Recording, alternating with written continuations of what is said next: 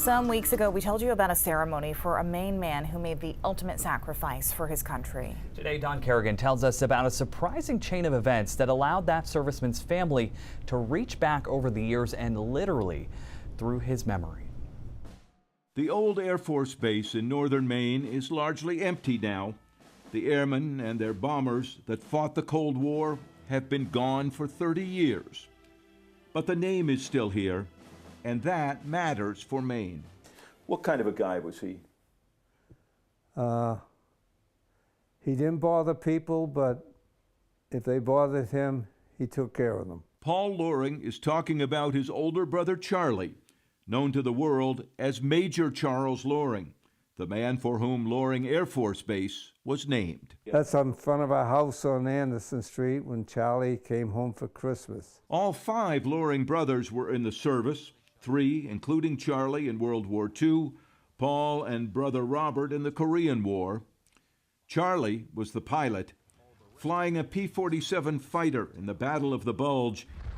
He was shot down over Belgium and bailed out to safety. And he was captured by 2 German soldiers in uniform, and they were 16 years old. He was in the hospital for a while, then they put him in a Stalag 3, I think it was, prisoner of war camp. But that time as a POW was apparently locked in his brother's memory. That's when he told my father and mother that he would never become a prisoner of war again. Really? After that, 5 months. And you've thought about that since then, right? Always think about that. Because in 1950, the 34-year-old Major Charles Loring was sent to war in Korea, a war from which he did not come home. What happened over in Korea, the plane was shot up pretty bad. And Charlie Loring then intentionally drove his P-80 jet into the Chinese artillery that had been attacking American troops. They all said the same. They were witnesses that he pulled up his plane deliberately, and he could have went to the right back to his home base, but he deliberately made 45-degree turn and crashed into the Chinese artilleries, destroying them. Knowing that would kill himself. Right. For that remarkable act of heroism and sacrifice, Major Loring was awarded the Congressional Medal of Honor, and the Air Force Base in his home state took Charlie's name. When the base closed in 1994, Major Loring's portrait and the Medal of Honor were given to the city of Portland to display. A memorial was eventually built on the Eastern Prom. And then, less than 2 years ago, Paul Loring got a phone call from Belgium. Did you think it was a scam? We did at first. 2 men in Belgium had dug up pieces of a P-47 in a field, the same plane Charlie Loring bailed out of in December 1944. The men packed up those pieces and mailed them to the Loring Air Museum in Limestone. So this box that we have started out on quite a journey. And in October, Cuppy Jandro and others from the museum brought the still unopened box to Portland, to the Charles Loring AmVets post.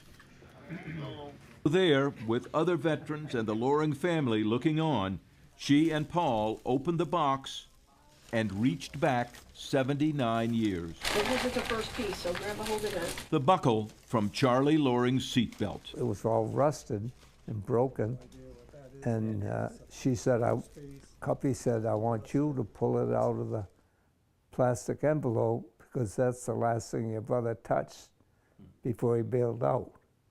So that was, I choked up a little bit then. Piece after piece, dirty, time-worn, many unidentifiable. That's a bullet. You can tell by the end of it. The Loring family saw the remnants of the plane that had carried Paul's brother to his first war. Most of the pieces have gone back to the old base, back to the museum. So the family's given us photos over the years, but nothing that was actually Charles himself. This was his airplane, this was his aircraft, this was something he piloted and was proud of, and it was the very thing that put him in a concentration camp. 2 pieces stayed with Paul and will be kept by the family. Nothing was ever recovered from Charlie's plane in Korea. These are what they have. In a sense, this is a piece of him? Yes, yeah. A little bit? Yeah, that's like the closure. I would say, to me, it's a closure that touched the parts of the plane that he flew.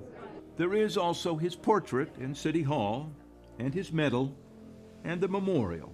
And up north, where there used to be an Air Force base, is the Loring Air Museum, where they say the name and memory of Charlie Loring will live on. What a story there. Don Kerrigan reporting. And if you can't get to the Loring Air Museum in Limestone, you can of course visit that memorial located on the Eastern Prom on the hilltop overlooking Back Cove, not far from where Charlie Loring grew up. Incredible story. Really great that he was able to touch one of the last things his father